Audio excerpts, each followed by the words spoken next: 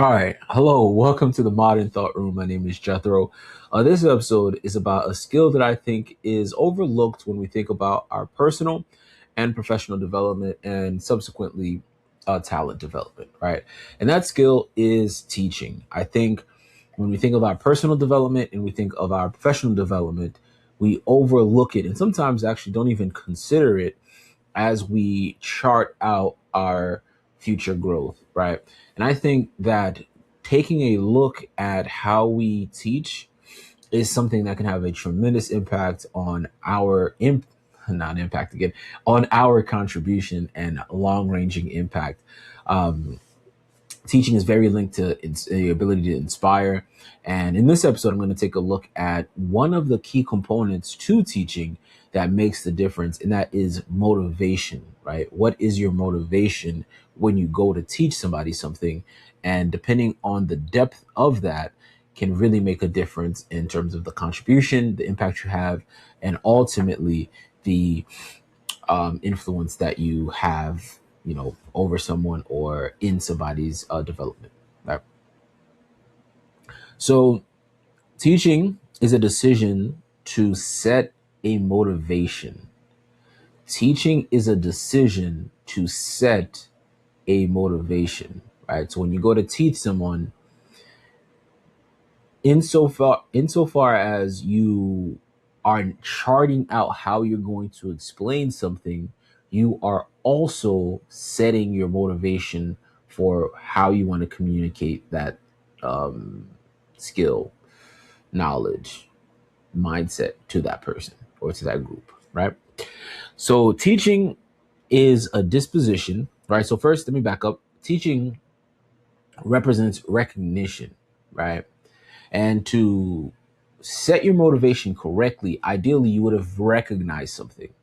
Now, if you have a mischievous or malintent, you might be trying to teach somebody something that's not correct or not really beneficial because you have a negative ulterior motive. But in the general case, most people are looking to, if they are going to teach somebody, it is a helpful thing and it's a positive way. But you recognize a shortcoming and you recognize a need and you recognize an opportunity all bundled into one. And so when you're preparing to share with that person, right, you're now thinking about your motivation for helping them move forward, right?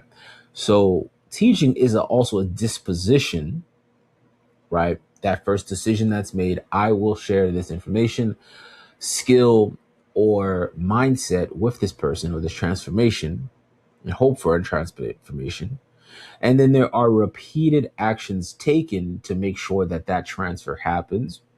And then there is ideally optimism baked into it. And depending on how motivated you are for that teaching, that will ultimately determine what level your optimism is and where it goes, right? So these are all very important things to think about when you or next time that you are in a situation when you have to explain something to somebody or you have to teach to something to them, right? Slow down and say, what was my motivation for teaching this person this or that? And how did I show up in that moment, right? And without a doubt, you will see something that you could make an adjustment to, or something that you can actually give yourself a pat on the back that you're doing correctly, but also now use to guide yourself as you work with other people in the future, right? So teaching is about looking for the benefit of others, right? That alone is a whole major step forward, right? So when we're thinking about our personal development, our professional development, we have to think about other people's interest in a way. You're not, let me not say you're not about it. You're not going to really develop if, you still at the end of whatever life cycle of development or training you're doing, still not care about other people's interests. And I think that is a big marker in everyone's growth and trajectory is when they really sit down and think about, okay, am I actually considering the other person's interest? And to be honest, you can have, great intentions, but periodically you will always have to go back and refine it, because the way life is, you just have so much going on that you will inevitably kind of retreat back into yourself. But then you need to pick your head up again and say, oh, I got real selfish again. Let me kind of step back so that I can then contribute something that people need and something that benefits them, right? And this is something that a lot of people talk about when you think about social media, when you think about sort of digital. I don't want to make up a category for this, but hmm, I got to come back to that, how I'm going to frame it. But what I want to say is the knowledge sharers, right? That's not a real category. Knowledge sharers online. That's a, we'll move past that phrasing. I'll figure out a better phrasing for it. But the thing that separates the difference is when you have a lot of people, right? And I'm using in the folks online that are sharing information, is the ones that make a difference get to that next layer beyond the information that they're sharing. And what does that do? That then equips whoever identifies with that perspective the most. That gives them a sort of wind in their sail, a fuel to their engine, to not only attain the information, but then also push themselves forward, and then in the ideal case understand how they can manipulate it themselves, right? And that's how people online kind of differentiate themselves and make a difference, those that share information, right? Teaching looks to get things out of your possession, right? Gatekeeping, I made a reference to this, and I think in the first episode. Gatekeeping, um, no one wants to actually be a gatekeeper. Sometimes it's a good thing, sometimes it's a bad thing, sometimes it's you, sometimes it's somebody else. But overall, getting information, getting things out of your hand, and sort of loosely speaking, democratizing that access is something that is very important. Because think about it, um if people that came before us didn't want to share information or make it publicly accessible, where would we be at today? Where would we be at today? um a lot of things could still be held behind closed doors, limited to only a select few. Today, so much information is available. It's really about you going and taking the time to pursue it. Now, why you still need people to help inform you and guide you and collect and synthesize and share and add context is because you don't have the time. That's the no. That's probably. I think that's probably time after time after time after time always is one of the major reasons why we all can't be excuse me, we all can't be the sort of experts in every lane, or the knowledge holders in every lane, because there's just not that much time for it all. And that's why it's good for us to have resources that we can go to, that are thinking through some of these things, packaging it in a way where we can consume it. So the folks, some of my things to like, I just lost all my words right there. Some of my favorite things um, to listen to are like those history videos. Watch some of those history videos. So I have a background in history. Those history books, those academic history books that be like 300-400 pages thick. Yeah, I used to have time to read those when that was my focus, you know, when I was training to essentially be an academic. But that's not my path now. And I still have that kind of desire to read those books and to gain the knowledge and the specificity of the details and how things happened over time and all the connections, all the patterns, all the parallels, all that good stuff. But I don't have the time to do that and keep up with all of it in a way where I'm scratching that itch as much as I would like to scratch the itch.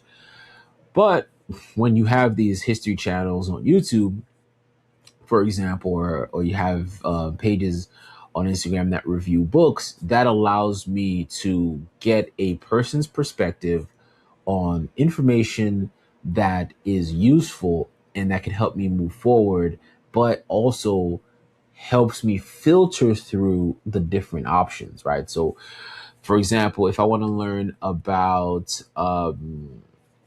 West African history, right, I might go and read, the 15 to 100 books there might be in some library for each country over a period of time. Or I might find somebody that's a West African specialist, historian, and get their perspective on things so that way it can inform me in how I want to move forward in whatever I'm doing. Out there example, but I think most people could connect with that. Like, you have a hobby, you have an interest, you have something that contributes to just your overall life experience, your well-being. You can't necessarily make the time to go into the nuance, but you're familiar with it. And so when somebody else kind of synthesizes some of it and gives you perspective, that kind of gives you some fuel to continue in making that next step. Closing that parenthetical, um, teaching again looks to get things um, out of your possession. All right. So the people that make those videos, make that content, share that information, read those books, write those summaries, write those reviews. Like, oh, that's probably the better example, using the folks that share reviews. You go to order something on Amazon and you read some of the reviews, and the people that have gone before you, they don't keep it a mystery about the product. They tell you, this is my experience with the product, and they show pictures. Restaurants, you're looking for a restaurant to go out to eat. Someone was kind enough, generous enough to not only go there, write a review, but they left 15 to 20 pictures on the Google Maps so you can see what the place looks like, maybe some of the things about the environment, what the atmosphere is like, and all those things inform the decision that you ultimately make. Because why? You didn't have the time to go to that place, scout it out before you made a decision on where to go eat, but thankfully someone else did, and you were able to benefit from that. They got their knowledge, perspective, understanding, experience out of their possession and shared it to you. And that's effectively what a lot of people are doing online today, which is why it's a tremendous tool and resource that we have, these platforms. So shout out to these platforms that we are able to use and share to disseminate information, because that allows people to get things out of their hands all around the world. And that's a good plug for these platforms, right? So, one thing is, as somebody that is looking to build their skills in how they teach, right? One thing is that they are prepared to explain. So if you're not prepared to explain, if you don't have the desire to explain, that's a limitation. That's a limitation. Why? Because now when you have to communicate complex things, right, it may take you a while before you're able to get it down to its simplest form. When you have a desire to explain so that somebody understands, in your mind, you are already processing how to get it down to that simplest form, right? If you don't have a desire to explain, you might share something in a simple form, but it could not be the right context. And this happens a lot when we are not ready to explain. When we're not ready to explain, we might pull an example that doesn't actually illuminate what we're trying to get at.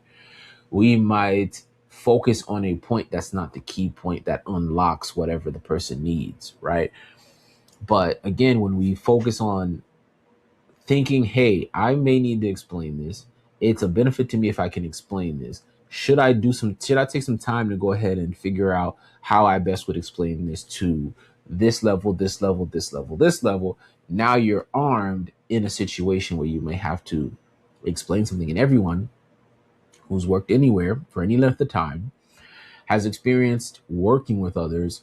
One person that does their job and you ask them a question, they can't necessarily explain things to you in a way where now you feel more informed and confident about what to do differently, or what to do moving forward, versus that person that they explain something to you where you almost think that you could do what they do. Somebody that explain somebody That's where some people get messed up. Somebody might explain something to you so clear, well, succinctly, concisely, that you think you, as the person hearing and learning, can immediately do what they do. That is a hoax. That's a hoax. Like, you can, in theory, do what they do, but you will not be them in how it's reproduced. It may be similar. It may look like something associated with, but it won't be the same exact thing because you are bringing a different angle or time or context to it. So that's a slight watch out, is that yes, the person that's teaching is going to be able to teach you something and you're going to be able to get it, but remember that it is okay that you getting it still means it looks slightly different. Right, that's a key to kind of stay on guard for. Right, and then having reference points. Right, so this kind of ties into what I was just saying, is the reference points. Right, when you and this is something that people that know, that have an ability to teach, do, that sometimes folks don't necessarily understand how it happens. And if they were to be honest, the people that do have that skill, sometimes it just pops up in their head like that. Like, it just pops up. So you need to explain something, and a reference from left field, or that's my right hand, left field, uh, a thing from left field will illuminate just what you need to share, and the person will be like, oh, I got it now. I got it now. Right. You paint a picture for them. Whereas it might be difficult to do that. Right. It might be difficult to do that. And you might not even be able to give somebody a quick kind of, hey, this is how I did it. Right. Because a little bit of it is complex. Right. Taking different topics, subjects, context, and wedding them to something else that you're trying to explain in the moment on the spot is an actual like talent or skill that is honed, but it might not be clear when and where that was built, right? But again, whole point that I'm advocating for right now is that when you think about your personal development, you think about your professional development, and you think about how well you can teach others, that's an area where now you can start to think, okay, how do I communicate things? Are people able to pick them up? And how are they able to use it? And how much is it contributing to wherever they are in their process? Right. So that's something very important. Again, as you think about your personal development, your professional development, do not overlook the skill of teaching, right? It'll make a big difference in the range of consequences. All right. Um, this one is kind of like a double up, so I don't even focus on that one.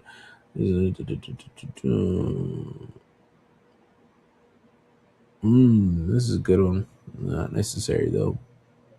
All right. This is the last one. Is when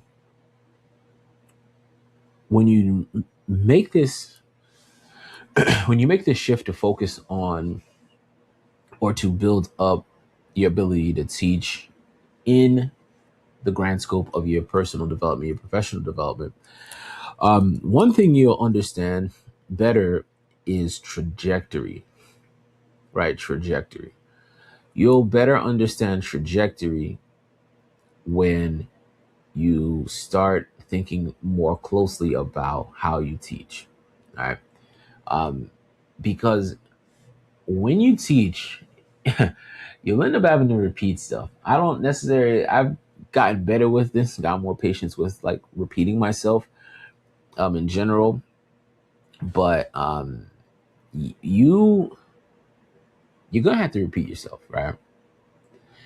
And you're also going to have to watch people take the wrong direction from what you shared. Watching folks take the wrong direction from what you shared. That might be one of the most troubling parts.